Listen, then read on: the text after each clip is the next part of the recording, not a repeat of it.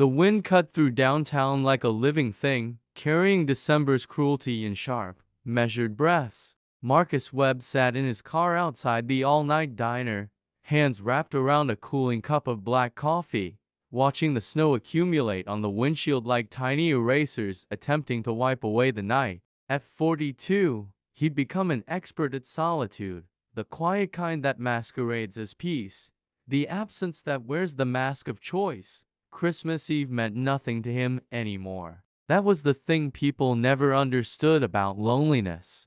It didn't get worse during the holidays. It just became more honest. He'd taken the long drive from his architectural firm in the city, needing to escape the forced merriment of the office party, the knowing looks from colleagues who'd watched him arrive and leave alone for 12 straight years. The small mountain town had called to him, the one where he'd sketched his first design in a coffee shop at 19. Before the world taught him that some dreams came with asterisks and conditions, the diner's neon sign buzzed against the darkness. Through the window, he could see the waitress refilling cups, an old man working through pie methodically, and in the corner booth, Marcus froze, a young man, barely more than a boy, hunched into a hoodie 3 sizes too large. Dark curls fell across his forehead, obscuring most of his face, but what Marcus could see made his chest tighten in a way he hadn't felt in years. The kid wasn't eating,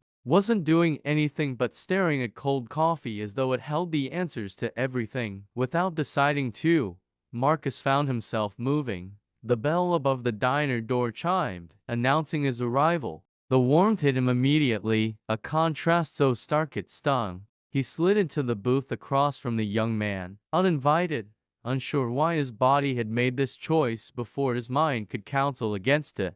The boy's head snapped up. His eyes were a startling hazel, rimmed with the particular redness of someone who'd been crying without audience. 17, maybe 18. Definitely in crisis. "Hi," Marcus said, the words suddenly feeling inadequate. "I noticed you've been staring at that coffee for about 20 minutes. I'm guessing it's not that good." A flash of something, fear, maybe, crossed the kid's face. He started to stand. I'm not here to hurt you," Marcus said quietly, and the certainty in his voice made the boy hesitate. "I'm here because I recognize the look of someone who doesn't want to be alone on Christmas Eve, but probably feels like they have to be." The young man sat back down slowly, warily, like an animal testing whether a trap was real. "That's a big assumption to make about a stranger." "It is," Marcus agreed. He signaled the waitress, ordered hot chocolate without asking. "But I think I'm right." The silence that followed wasn't peaceful, but it wasn't hostile either. It was the silence of two people standing on the edge of something they didn't yet understand. The boy studied Marcus with the kind of intensity only the young and wounded could manage, as though he could see past the pressed shirt and expensive watch to whatever damage lay underneath. "I'm Marcus," he offered, extending his hand across the formica table. The boy hesitated another moment, then took it. His grip was surprisingly strong.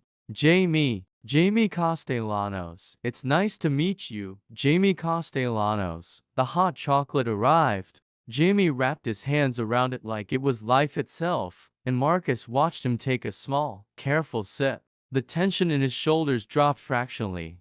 "Why are you being nice to me?" Jamie asked, not looking up. "You don't know me." "No," Marcus agreed. "But I know what it's like to be alone when you're supposed to be celebrating. I know what it's like to feel like everyone else got the instruction manual for life, and yours got lost in the mail." He paused. "And I know that look in your eyes. I've worn it." Jamie's laugh was brittle. "Yeah, when?" Marcus sat back, considering how much truth to offer. "When I was about your age, I realized I didn't fit into any of the boxes people had prepared for me. My parents were already disappointed. My girlfriend was becoming a fiancée, and the only thing I could think about was this boy who worked at the basketball court near my house." He met Jamie's eyes. "I spent about 6 months very alone, trying to convince myself that wanting him was a phase, a mistake, something I could bury." Jamie's hand trembled slightly as he reached for his hot chocolate. "Did you bury it?" No, Marcus said softly. I ran instead. Moved to the city. Came out. Lost my family in the process, at least for a while. But I found myself. Did it get better? The honest answer was complicated. It got better in some ways, worse in others. He'd built a successful career, a beautiful apartment, a reputation as the best architect in his state. He'd also built walls so carefully constructed that the only person who could get through them was himself. But Jamie didn't need the complicated answer. Yeah, Marcus said. It got better. They talked for another hour. Or rather, Marcus talked and Jamie listened, gradually revealing himself in the way that silence and witness allowed. He'd run away from a small town about 2 hours north, where his father was concerned about his sexuality and his mother had suggested prayer, therapy, and the possibility of him choosing better. He'd made it as far as the city bus station before his money ran out, before the enormity of homelessness seemed more real than his fictional life plan. Where were you trying to go? Marcus asked. Away, Jamie said. Just away. As closing time approached, Marcus found himself in the strange position of having to make a choice that would reshape both their lives. He could pay Jamie's bill, give him some advice, disappear back into his lonely apartment, and maintain the comfortable distance that had served him so well for 2 decades, or he could do something radically, terrifyingly different. I have a guest room, Marcus heard himself say. It's not much, but it's warm and safe, and you won't have to spend Christmas Eve trying to figure out where to sleep in a cold car or under an overpass. No strings attached. No expectations. You can decide in the morning if you want to talk about what comes next. Jamie stared at him. Why would you do that? Because, Marcus said, someone did that for me once, and I never got the chance to repay it. That wasn't entirely true, but it was true enough. Jamie followed him to the car,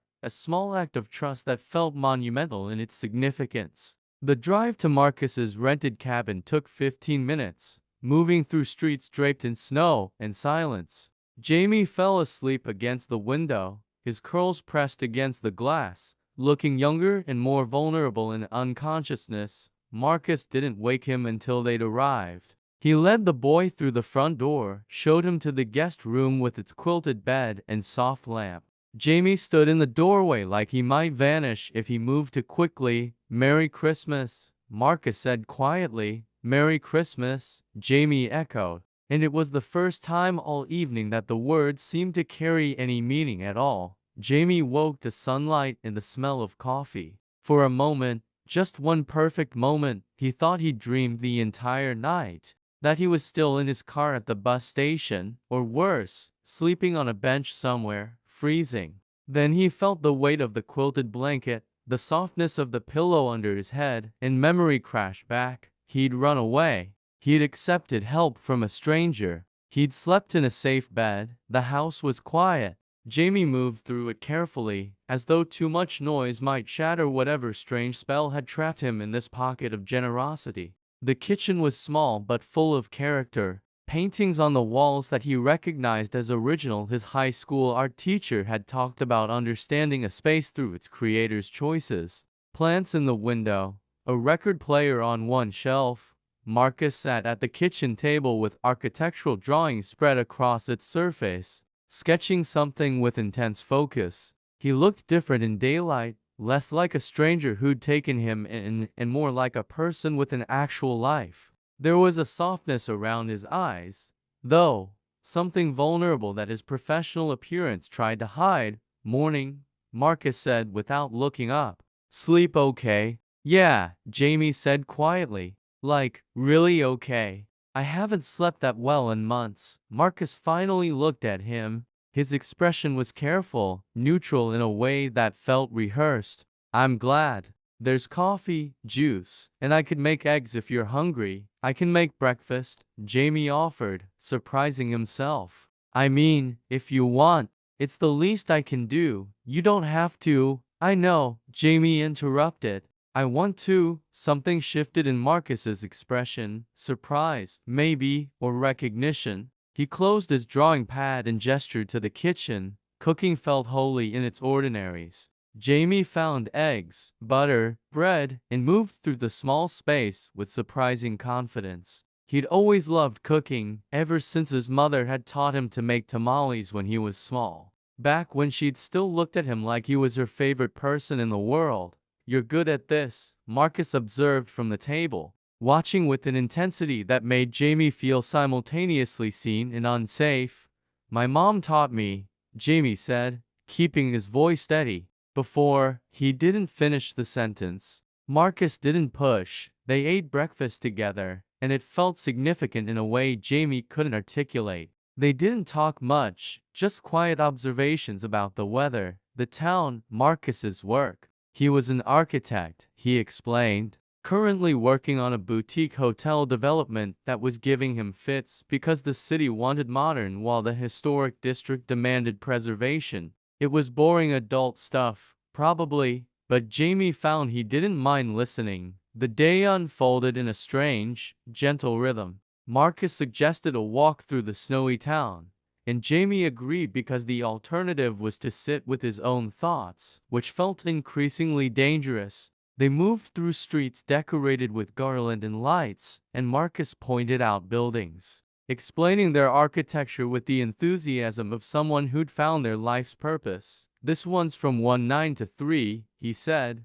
pointing to a restored Victorian. "They were going to tear it down in 1987, can you imagine? But this woman, Eleanor Pritchard, fought City Hall for 3 years. Now it's a bed and breakfast." "That's cool," Jamie said. "That she didn't let them destroy it." "Yeah," Marcus agreed, and there was something in his tone that suggested they weren't just talking about buildings. Sometimes the most valuable things are the ones people want to tear down. They walked until Jamie's feet hurt and the winter air had turned the tip of his nose pink. Marcus suggested hot chocolate at a different diner, neutral territory, he called it, making Jamie laugh for the first time. That evening, sitting in front of a fireplace in Marcus's living room, Jamie finally asked the question that had been building since the moment he woke up. "Why are you really doing this?" Marcus was quiet for a long moment. He held his drink, wine, something Marcus had poured into a good glass, and stared into the fire like it held answers. "I'm 42 years old," he said finally. "I have a successful career, an apartment that could be in a magazine, enough money to be comfortable. And I'm lonely. Not sometimes lonely, not holiday season lonely. I'm lonely down to my bones, every single day." He paused. "When I saw you in that diner, I saw someone who was lonely too. But you were lonely in a way that doesn't have to be permanent. You're still young enough to choose differently." "What if I don't know how to choose differently?" Jamie asked quietly. "Then maybe someone needs to show you that it's possible." The words hung between them, dangerous, loaded with implication. Jamie felt his heart rate accelerate, felt the sudden awareness of Marcus as a physical presence, attractive, intelligent, kind, all the things that Jamie had trained himself not to want, because wanting them meant complications he couldn't afford. "That's a lot of pressure," Jamie said, not meeting his eyes. "I know," Marcus said gently. "I'm sorry. You didn't ask for this situation, but it's the situation we're in, so we'll figure it out together." Over the next 3 days, days that slipped past with surprising speed, they did figure it out, in small ways.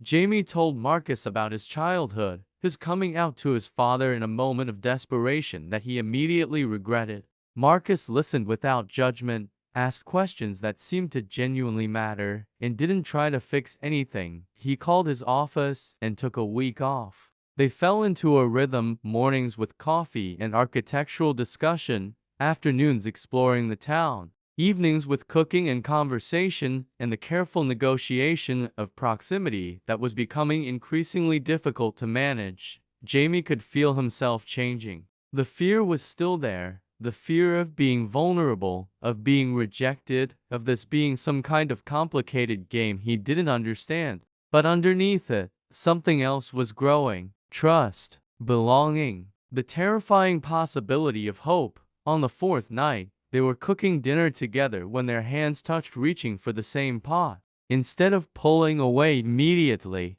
Marcus let his fingers linger for just a moment, an acknowledgement, a question, an offering of something more. Jamie turned to him slowly, and they stood there in the warm kitchen, separated by inches and years of survival mechanisms. "I don't know how to do this," Jamie whispered. "Neither do I," Marcus admitted. "Not really. Not with this." He reached up carefully, his movements deliberate and slow, and tucked a curl of dark hair behind Jamie's ear. "But I want to try." "Only if you want to." Jamie closed his eyes. He thought about his father's disappointed face, his mother's enforced prayer circles, the endless voices telling him that wanting this was wrong. Then he opened his eyes and looked directly at Marcus. "I want to," he said. Marcus kissed him then, softly and carefully, like he was handling something precious and easily broken. It tasted like coffee and promise, like the moment before your life changes direction. Jamie's hands came up instinctively, gripping Marcus's shirt, and the kiss deepened, not into anything explicit or overwhelming, but into something genuine and mutual and real. When they finally pulled apart, Jamie rested his forehead against Marcus's chest and felt the older man's arms come around him, holding him like he was something worth holding. "What happens now?" Jamie asked. "Now," Marcus said quietly, "we stop running. Either of us. We just stay." The new year arrived with a thaw. Marcus and Jamie marked it sitting on the cabin's back porch, wrapped in blankets and winter coats, watching the world become less white and more real. The transition terrified Jamie more than the snow had. "I need to get your birth certificate," Marcus said on January 3rd, apropos of nothing. "School registration, social services documentation. We need to do this properly." Jamie's entire body went tense. "What are you saying?" "I'm saying that we need to establish legal arrangements," Marcus said carefully, turning to face him. "You're 18 now. I looked through your things. I'm sorry, but I needed to know." "Which means, legally, you're free from your parents. But you need identification. You need to register for school if you want that. We need to start building your real life." "Why would you do that?" Jamie asked, and his voice was smaller than he wanted it to be. "Why would you help me with all of this?" Marcus took his hand. "Because I love you, Jamie. I know it's fast. I know it's probably insane, but I love you. And the person I am now, the person I've become by knowing you, I want that person to do the right thing, which is help you build something real. Not hide away in this cabin like we're running from the world the same way you ran from your parents. That's not." Jamie started, but Marcus held up his hand. "It is. I know what running looks like. I did it for 20 years. We can't build anything real while we're running." The process was complicated, frustrating, and occasionally humiliating. They drove back to Jamie's hometown, a small place that felt suddenly suffocating, to retrieve documents from friends Jamie trusted. They navigated the social services system, attended counseling sessions both individual and together, and started the process of what Marcus called establishing stability. It meant Jamie enrolling in GED courses. It meant Marcus introducing Jamie to his architect friends, first with careful explanations about who he was, then with casual references that made Jamie's heart race with gratitude. It meant attending Pride in the City in June, Jamie's first Pride, where he cried in Marcus's arms surrounded by thousands of people who looked like him, who loved like him, who belonged. But it also meant conflict. "You're controlling," Jamie said one night in late June, the words exploding out of him like they'd been compressed for too long. "You decide where we go, what we do. When I'm ready for things." "I'm trying to protect you," Marcus interrupted, his jaw tight. "I don't need protection," Jamie shot back. "I need to be treated like an adult. I need to make my own choices, even if they're mistakes. You're 22 years younger than me, and you're using that as an excuse to control me. That's what my father did. He decided what was best for me and didn't ask what I wanted." The argument lasted 3 hours. They said cruel things, not because they meant them, but because they were finally being honest about the complicated reality of their situation. The thing that had looked like destiny from outside was more complicated when you lived inside it. The rescue fantasy had collided with actual human complexity. Jamie left the next morning, crashing on a friend's couch in the city, telling himself it was over, that it had always been destined to fail. But his friend, Devon, took one look at him and said, "You love him." "It doesn't matter, it absolutely matters," Devon said. "I've been in love with people I couldn't make it work with. You know what I regret? Not fighting harder. Not trying to figure it out.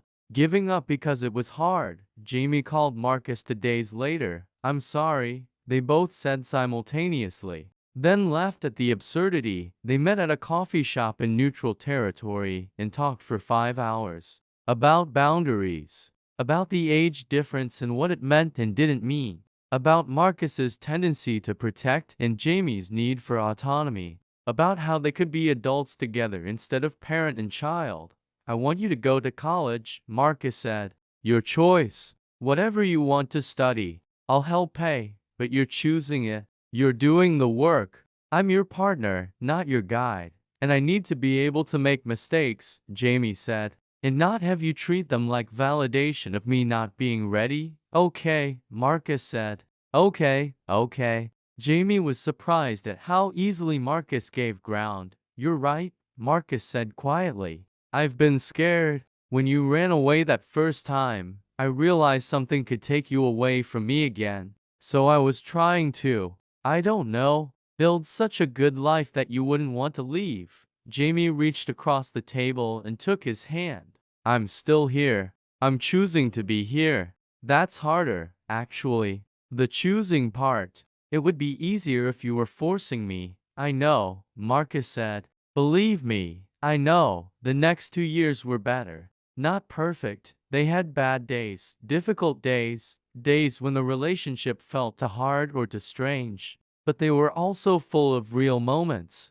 Jamie finished his GED and enrolled in design school. Marcus got a promotion but turned down a job in another state because they'd built a life here, in this small town, and it mattered more than career advancement. They fought about money, about boundaries with Marcus's family who'd eventually come around, if haltingly, about the future and whether it included marriage and children and all the questions that straight couples took for granted asking, but queer couples still felt radical exploring. But they stayed. They chose each other every single day, not because it was easy or because they'd found some magic solution, but because it was worth it. On Christmas Eve, exactly 2 years after that night in the diner, Marcus proposed. Not with an elaborate setup, not at a restaurant or a scenic overlook. He did it in their kitchen while Jamie was making tamales, the recipe his mother had taught him. The one that now included Marcus's modifications because they cooked together now, collaboratively, merging their lives in small ways that became the biggest things. Jamie was crying before Marcus even finished asking. "Yes," he said. "Yes, obviously yes. You don't have to. I want to," Jamie said, laughing and crying simultaneously. "I choose you. I keep choosing you." They were married the following June in a ceremony that included people from both their lives, Marcus's architectural colleagues and his cautiously accepting family. Jamie's friends and his mother's father never came, which still hurt, but they'd learned to carry that pain differently, standing at the altar. Jamie looked out at the gathered people and thought about that night 2 years ago, when he'd been running from something and Marcus had been running from nothing. Really, just running in place, waiting for life to actually begin. He thought about second chances and rescue and the radical act of choosing to build something real with another person. "You sure about this?" Marcus whispered as they waited to be pronounced partners. Jamie gripped his hand tightly. "I've never been more sure of anything." After the ceremony, after the dancing and the toasts and the moments of profound joy, they stood together on the terrace overlooking the small town that had become their home. The sun was setting, painting the sky in shades of gold and pink. "Remember when you asked me what happens now?" Marcus asked. Yeah, Jamie said, leaning against him. You said we just stay. I was wrong, Marcus said, and Jamie looked up at him in surprise. We don't just stay. We build. We learn. We love each other in real ways, with all the complications and challenges that brings. We stay, and while we stay, we create something worth staying for. Jamie kissed him, not the careful, tentative kiss from their first night, but the deep, confident kiss of someone who knew they were loved and who loved in return. I love you, Jamie said. Messy, complicated, real love. I love you too, Marcus replied. All of it. Every bit of it. They stood together as the sun disappeared, as the stars began to emerge, as the world shifted into the darkness that would eventually become light again. And somewhere in that moment, in the space between what had been and what would be, they found the answer they'd both been searching for all along. Home wasn't a place. It was the person you chose to build it with.